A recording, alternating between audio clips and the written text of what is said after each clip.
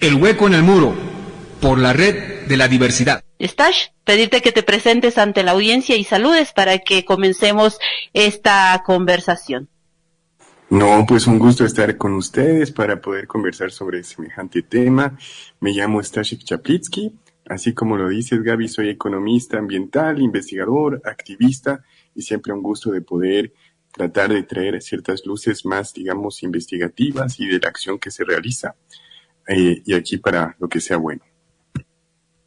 Si podemos hablar un poco de estas crisis en el trabajo de investigación que tú realizas o vienes realizando, hablas mucho del tema de los incendios, los agronegocios y la explotación de la minería y cómo estas están afectando al territorio. Si nos puedes hablar acerca de cifras que has podido encontrar para ver el impacto y cuál es el ritmo que ellos y ellas están asumiendo en su crecimiento en nuestros territorios. Un detallito más ahí antes de que nos respondas. Te habla Santos de Santos Gelijas, que soy parte del hueco en el muro. Yo al iniciar el programa hacía referencia a lo que se está viviendo aquí en Bolivia, mucha lluvia, inundaciones, y normalmente solemos decir es época de lluvia, tiempo seco, tiempo lluvioso. Se dice enero poco, febrero loco, las lluvias se extienden hasta abril, pero estos fenómenos que estamos viviendo en Bolivia y en el mundo, creo que va más allá de este ciclo del tiempo, ¿no? Tiene que ver con el calentamiento global, no solamente la actividad del hombre, la industria, la minería, también el grande latifundio, los monocultivos, ¿no? Se trata de algo más que esto que se repite cada año.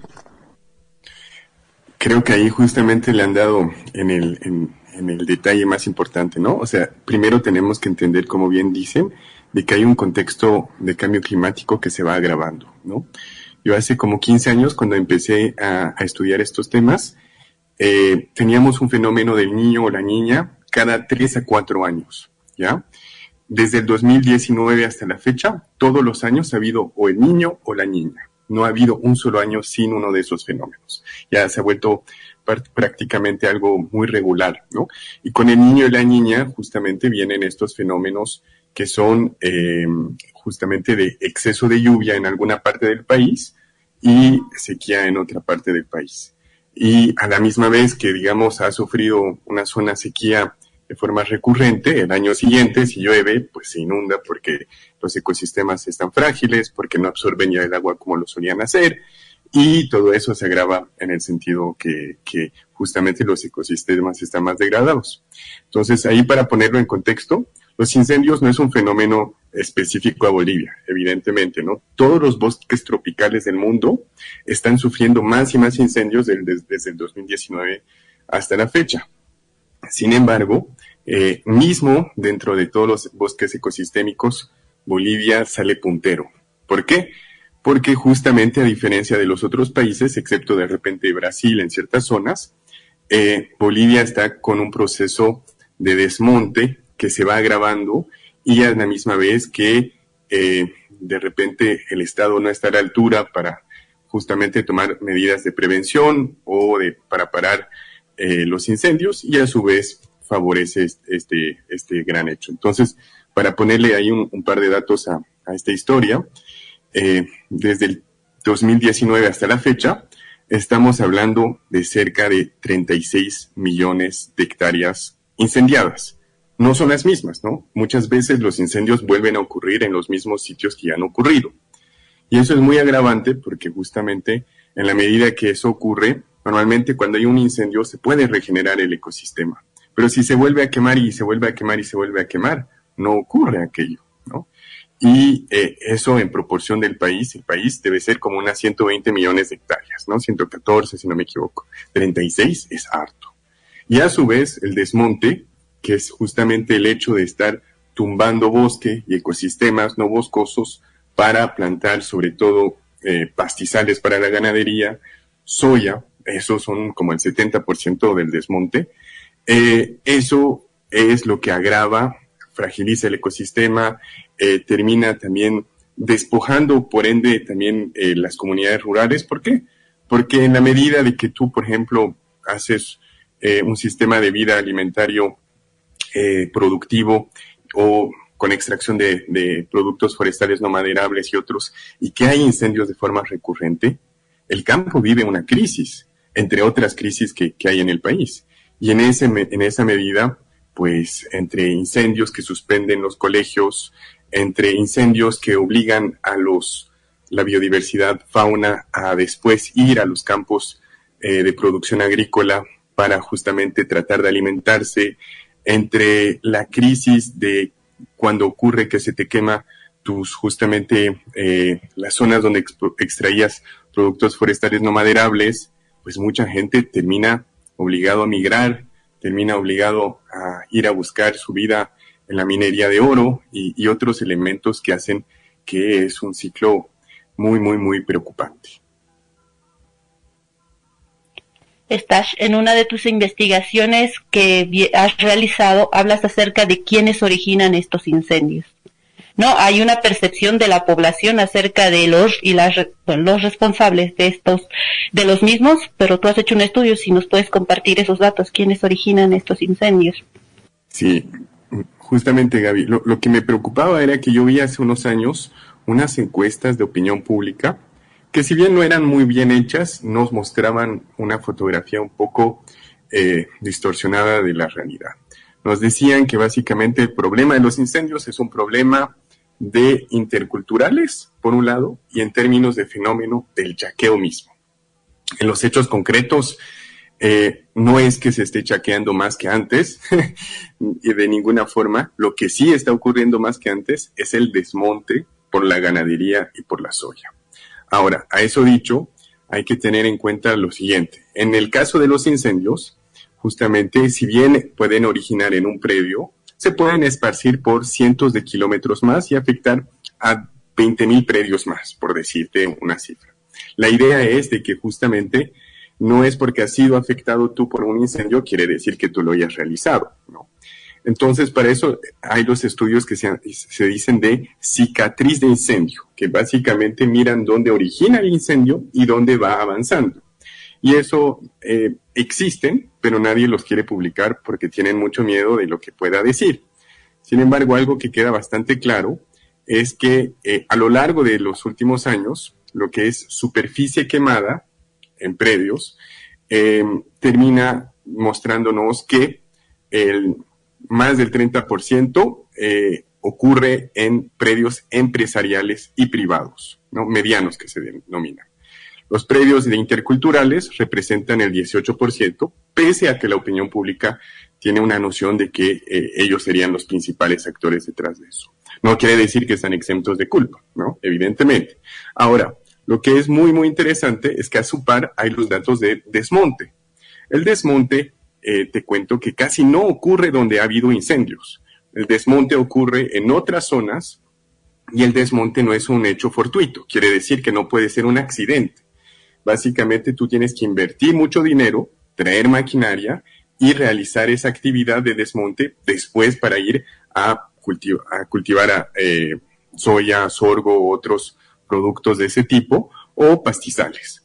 Y en ese caso, sabemos que el desmonte, o sea, la deforestación en el país, es del orden de 60 a 70% en predios empresariales y de medianos, que quiere decir que pueden ser también empresariales. Entonces, realmente ahí queda muy, muy en claro que el desmonte, sin lugar a duda, es un hecho empresarial y privado y está en creciente magnitud. Y es él que después, a su vez, cuando se descontrola con quemas que salen de control, que genera los incendios que tenemos en el país. Entonces, la imagen había sido muy diferente sobre los datos y lo preocupante es que esos datos todos los tienen. Los tiene la CAO, los tiene la ANAPO, los tienen las organizaciones sociales campesinas, los tiene el gobierno, los tiene las ONGs y nadie discute esos datos porque están blancos y negros, ¿no?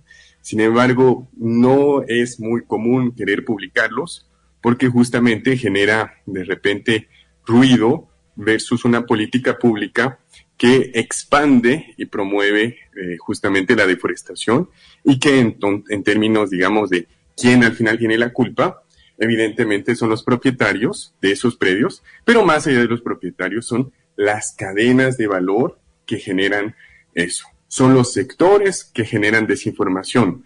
Es el gobierno que da las políticas públicas, el crédito, tolera la deforestación ilegal, todo eso junto, que es en realidad el responsable de los incendios y del desmonte. Otra de las consultas que me ponía a pensar es esta idea del desarrollo de nuestro país a través del agronegocio. Y tú también en uno de los trabajos que realizas hablas de que esto es una ilusión, es una falacia. ¿A qué te refieres cuando dices que esto es ilusorio? Entonces, ahí vuelve al tema siguiente, ¿no? Hice justamente un estudio para CIPCA que se llama Desmistificando la agricultura familiar y la agricultura familiar versus ¿qué? Versus justamente la empresarial. Entonces, la idea era un poco de ver, primero, de dónde vienen los alimentos del país, porque mucho se dice, estamos desmontando, la agroindustria está creciendo, pero es para la seguridad alimentaria del país. Falso, completamente falso. ¿Por qué? Porque la canasta básica alimentaria boliviana se concentra en 24 cultivos, ¿ya? Y de esos 24 cultivos, en realidad, la mayoría no está producida por las grandes empresas. La gran mayoría lo está producido por la agricultura familiar, indígena, campesina, periurbana, y que es la que justamente aporta a estos productos que de forma pues concreta son subsidiados. ¿Por qué? Porque el trabajo que realizan esas personas que lo producen no está remunerado a la altura del esfuerzo, por un lado. Ahora, pues la otra, digamos, gran pregunta sería de decir, bueno, no alimentan como decían, ok, muy bien, porque los alimentos en Bolivia se producen en mayoría en los valles cochabambinos, paceños y de Santa Cruz también, y no de Santa Cruz solamente, como dice la narrativa del agro, pero lo que sí hace las grandes empresas del agro es pagar impuestos, generar empleo. Mentira. ¿Cómo es eso? Tenemos cerca de 880,000 unidades agropecuarias en el país. ¿Ya? Es casi 1 millón de familias, de empresas pequeñas, medianas, de todo tipo. Los olleros en el país son cerca de 14 a 17,000. Es poquito, ¿no? A su vez, los ganaderos de Santa Cruz son como 33,000 y los del Beni son cerca de 9,000. Entonces, demográficamente no es de donde viene, digamos, los ingresos del campo boliviano, ¿no? Sin lugar a duda. A nivel de empresas es aún peor, porque justamente me puse a mirar sus datos oficiales de esas empresas y calculé que las grandes empresas soyeras, ganaderas y de la caña de azúcar, que es el tercer gran sector, pagan menos del 1% de impuestos de sus ventas, ¿no? En otras palabras, tú, yo, al pagar el IVA, al hacer todo lo que hacemos y pagamos nuestros impuestos, pagamos en proporción mucho más que esas grandes empresas.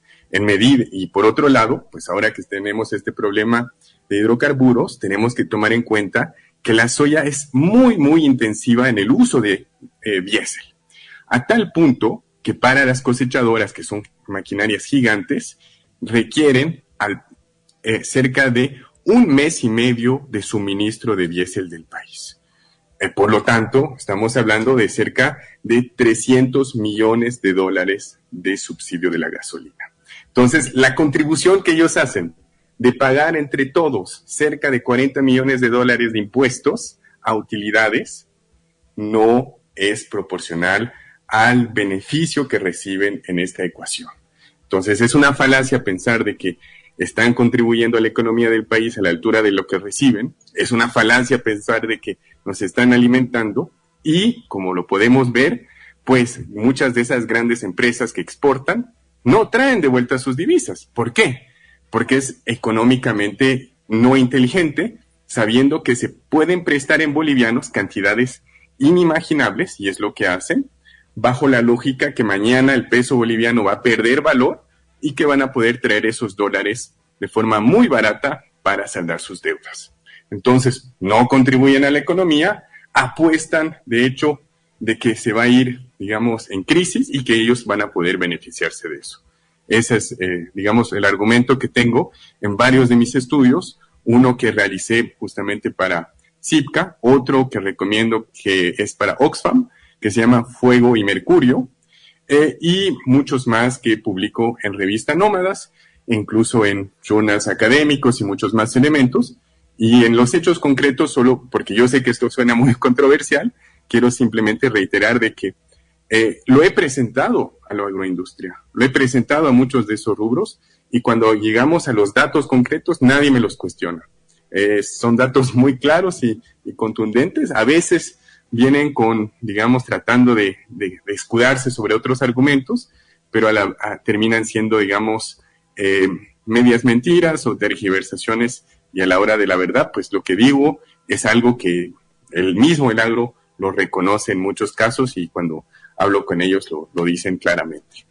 Y justamente sobre eso viene mañana un estudio que me tomó un buen tiempo escribirlo y que va a salir mañana en Revista Nómadas, y les adelanto un par de datos muy interesantes.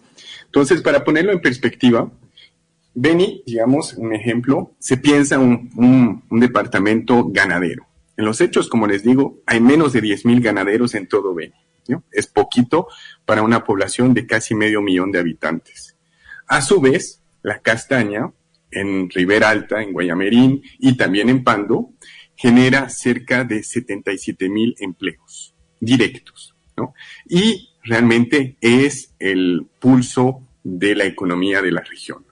La belleza de esta economía versus la minera y la ganadera es que justamente la minera en gran medida depende de financiamiento de partes chinas, peruanas, colombianas, y gran parte de esos recursos van a pagar maquinaria, van a pagar gasolina.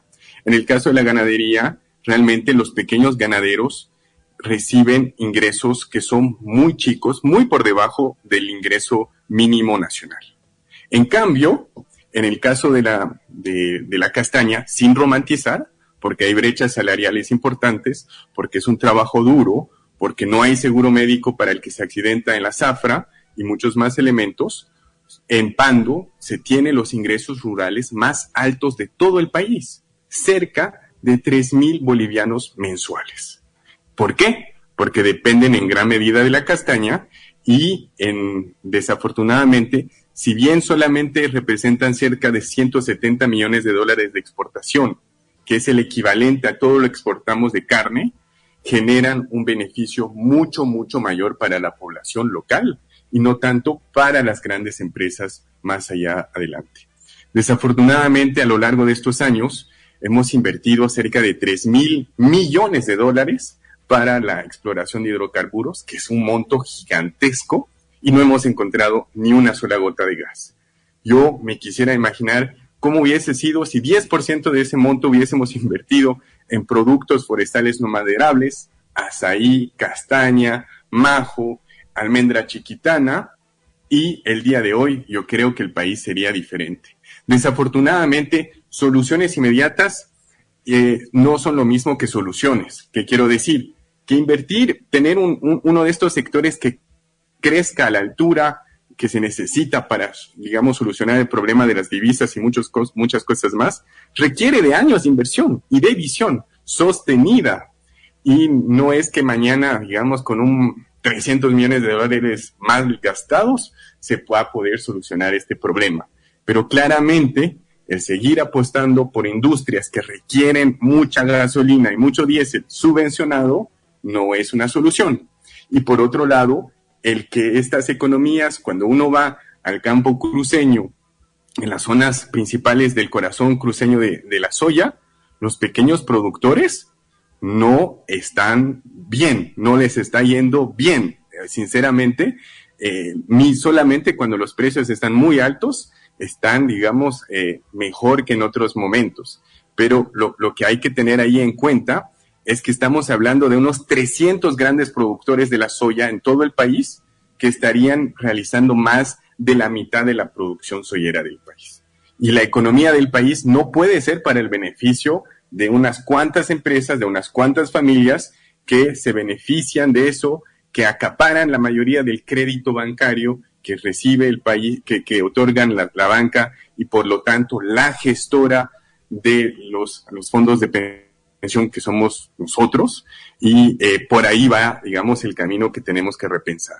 Lo que sí les admito que no tengo solución, pero me queda claro que es parte de la ecuación y es un gran problema, es el oro. ¿Por qué? Porque sabemos que no el año pasado, pero el año anterior, la mitad del oro boliviano salió de forma de contrabando. Y la que no salió de forma de contrabando pagó menos de 3% de impuestos. Estamos con precios récords de $3,000.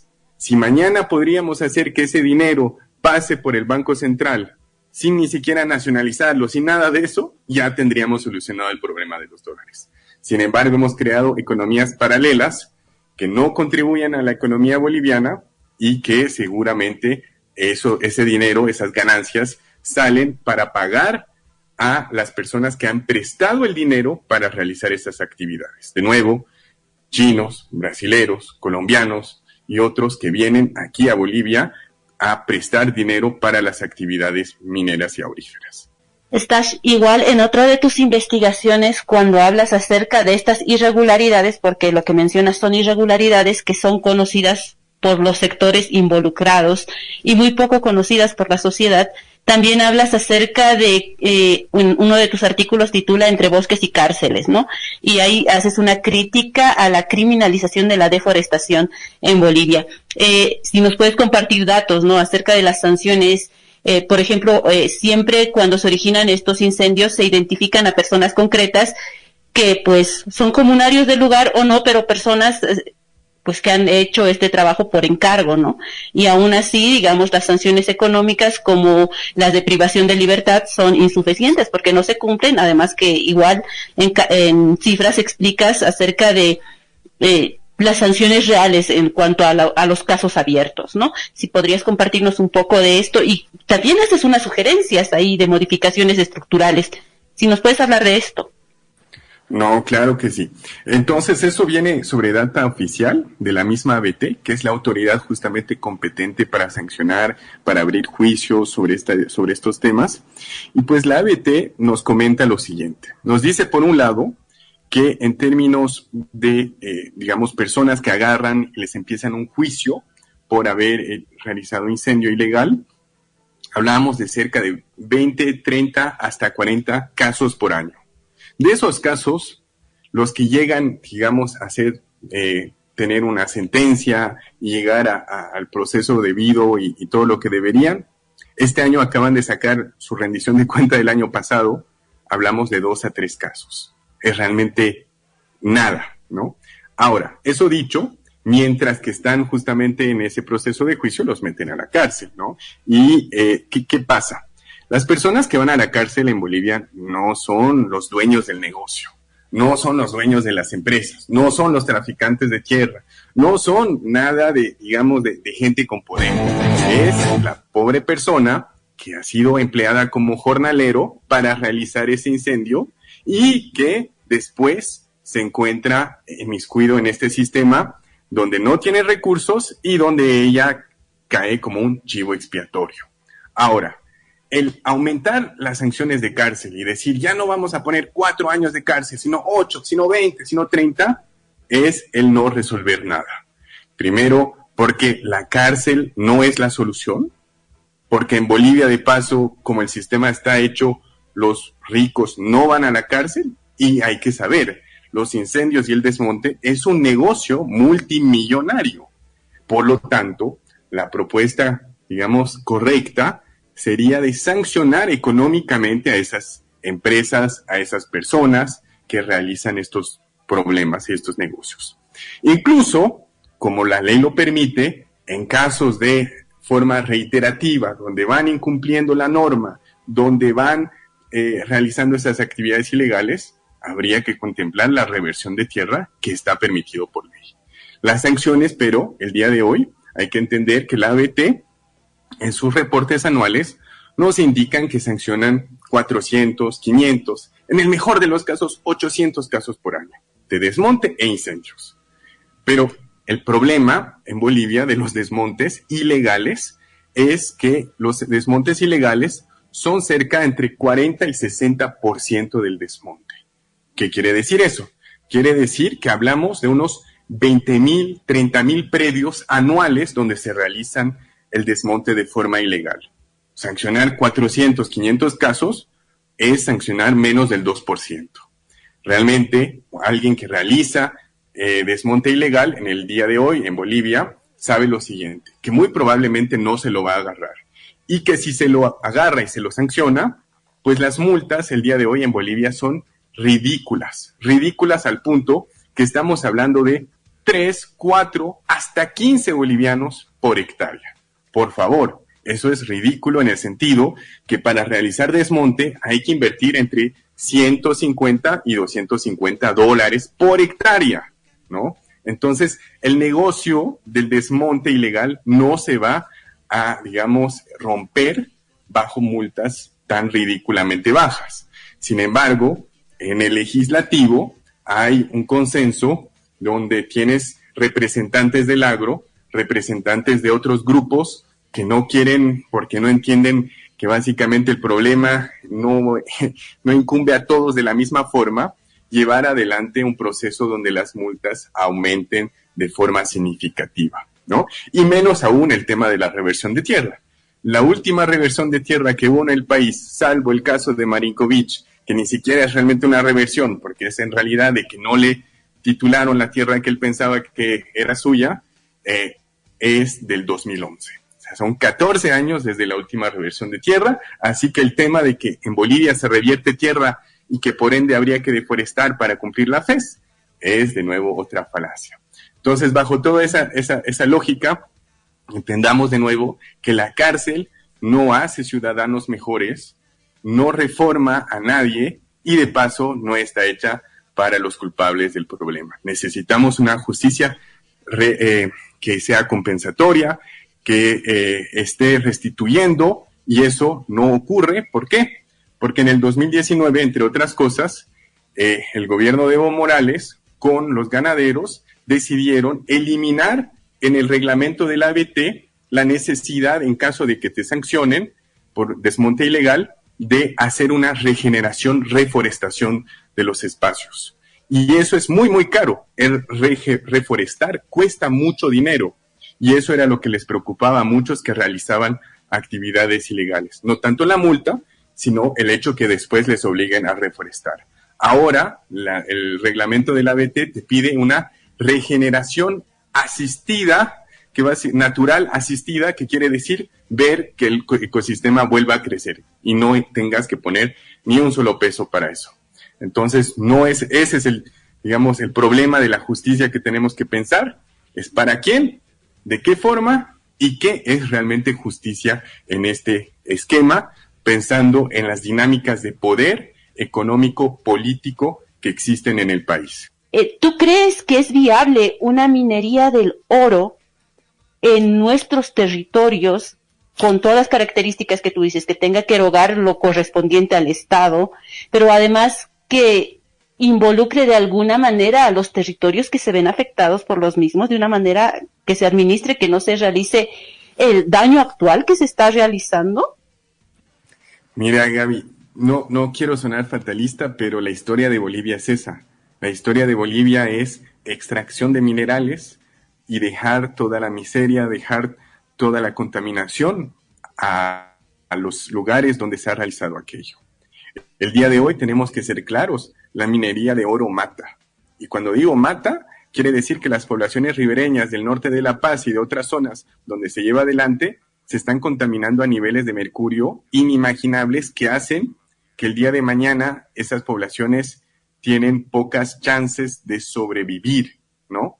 Entonces, en ese esquema, primero hay que entender de que hay cosas que son incompatibles. Y por más que paguen en vez de 3% de impuestos, 7% de impuestos, no es suficiente frente a la muerte, ¿no? Y frente a las violaciones de derechos colectivos y muchos más elementos. Eso dicho, no quiero romantizar y no quiero decir que mañana debería haber una fuerza armada que salga ahí a pelear para que ya no haya minería de oro, de ninguna forma. Primero, porque las Fuerzas Armadas en las calles o en los territorios no son la solución, más bien son un problema. Y segundo, porque el llevar a niveles de violencia mayores